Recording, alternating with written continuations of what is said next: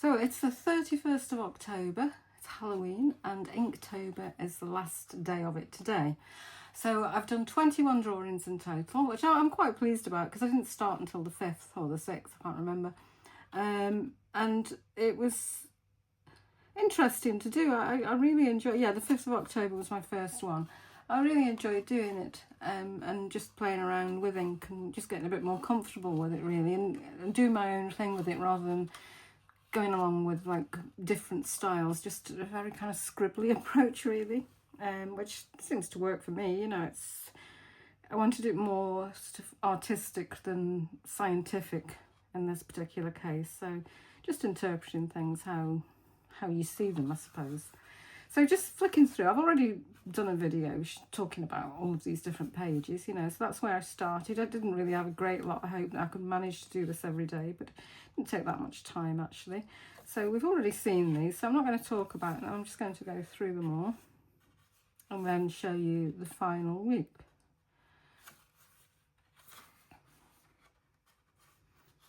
I love doing that one of the leaf, it's great fun. I enjoyed them all really, they were all sort of diverse subjects, and it's good to have the prompts.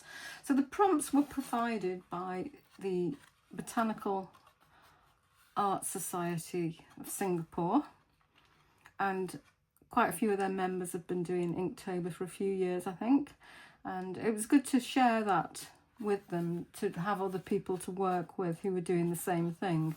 And it just makes it a lot easier, and it kind of keeps the momentum going as well if you have a group of people doing the same thing.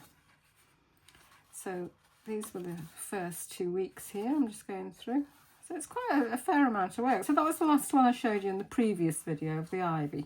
So after the ivy, I did the tree. It's a very dark drawing. This is a tree that I see from my window, and I see it every day, and at the moment it's kind of turning to autumn and it's starting to get a little bit bare again now. And it was quite late in the day that I did it, so it's more or less in silhouette, not quite, but more or less in silhouette, so it made it a little bit easier for me, I think. And I used a slightly thicker nib on the pens. I used a 01 and 02 for most of this build-up of the leaves there, just scumbling, you know, kind of like going round and round and round in little scumble type motions to create that effect of leaves, and blocking in the dense things. I put in the branches first and then blocked in the denser areas with this scumbling, so working it over the branches where you could see them and having a rough idea where they were, and then building this up gradually, and then putting in like less dense areas for the areas behind. It worked quite well, I think. You know, it's very sort of dark, and that I think is a nice contrast to some of the other pages around it, including the next page, which is a great contrast with the bindweed, which is a much lighter page, mostly line. It's line, but it's got some hatching and some cross hatching, but it's all quite light because obviously it's a white flower. I love bindweed, it's one of my favourite plants. I love anything that's climbing, twisting, anything that's got curves and shapes like that. It's one of my favourites to draw. So I didn't really have to think very hard when the prompt was a wildflower, and it's still flowering at this time of year, which is great. So yeah, that was my ideal choice for that one. I quite like filling the page with these things and having it going off the page too. Works fairly well. The next one was a edible, and I chose an apple, which I'd taken from the tree down the bottom of the road. I decided to add an ink wash. I don't really like it. I think if I was going to do that, I should have put less ink on first. It's like this part here, I didn't put much ink on that leaf there, and I think it's just a little bit heavy. But it was good to experiment with it. So I used some Rotring ink and diluted it, and just added a very pale wash over the apple, these leaves and the branch. So just a different approach really. But other than that, it's mostly hatching and cross hatching again. This one was actually one of the earlier prompts that I'd missed at the beginning, and it was for seeds. And this is a Lathyrus latifolius, the broadleaf sweet pea. And they're quite nice, these pods. There's lots of them in the garden at the moment. And so I did an open pod, and what happens once that pod opens is it starts to spiral around and these seeds pop out of it, which is nice. I like that look, you know, that sort of V shape it forms with the twists. But I decided to pop that behind of the closed pods there as well, just as a line drawing. So this is much more dense with the shading hatching than these are. These are quite pale with very light hatching on them, so you've got that contrast and separation between them. So quite enjoyed doing that. That didn't take very long at all, that one. It's a quick one. And the next one is dandelion, which is one of my favourite plants. And I didn't have a lot of time, so I decided to do it as separate component parts, which is always a good option if you haven't got time, rather than trying to do a big plant. You know, a leaf, a bud, an individual flower magnified, a flower from a side view showing these various different parts that are important in identification, and a seed head there.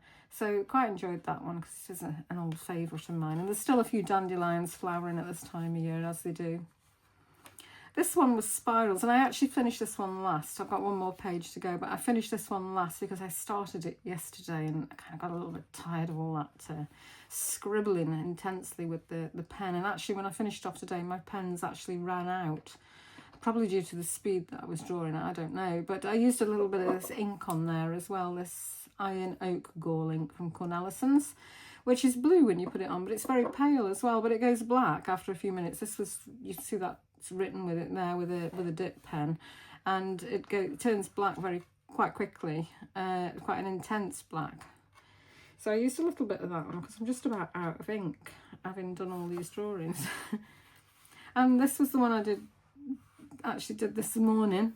Didn't take very long at all. This is quite an interesting one because it was drawn from memory. I didn't have any reference material at all, and the prompt for this was a favourite botanical memory, which is again one of the earlier ones. Now, I wasn't really sure what I was going to do for this one, the botanical memory, but I thought about something that had always fascinated me, something that Ernest Ellis Clarke had come up with. And this was a man who worked at the Derby College of Art, and prior to that he worked at Royal Crown Derby in a pottery, and he was involved in training pottery surface pattern designers. And one of the things he was very keen on was drawing from nature, and I've put a quote here from him, that you had to draw directly from life. It was very important.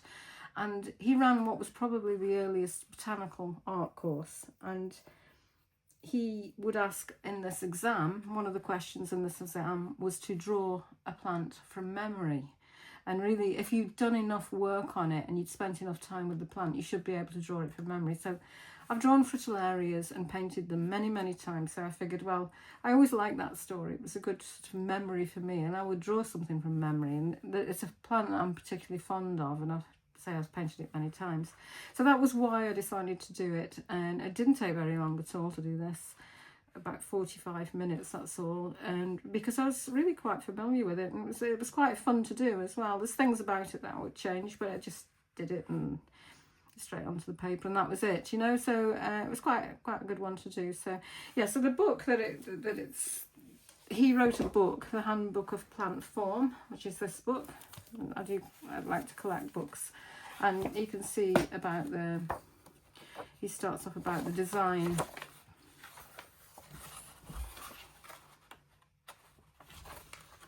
Talks about design in it and why it's important for prospective designers to be able to understand plants. And what he has in the book is all these illustrations of plants, and they're very scientific, really, you know, the style that is adopted in them. Beautiful drawings, and that's the original book. And this book was revised by Margaret Stevens of the SBA with new work from artists. And it's a great idea to study a plant and then see how much you actually know about the leaf arrangement, the petal arrangement, and all the parts of it, and see if you can draw it from memory, because it's a good idea when you're learning about plants. So that's my final page for Inktober. So I've done 21. I've got quite a lot of pages left in this book. I think I've got 16 or 17 pages left, and I will add to it.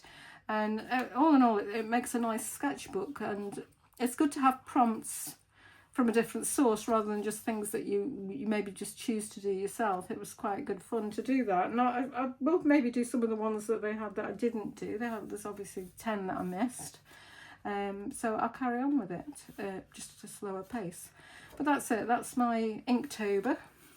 It's finished, but I will carry on with it, and who knows, I'll maybe do it again next year. So I hope you've enjoyed it.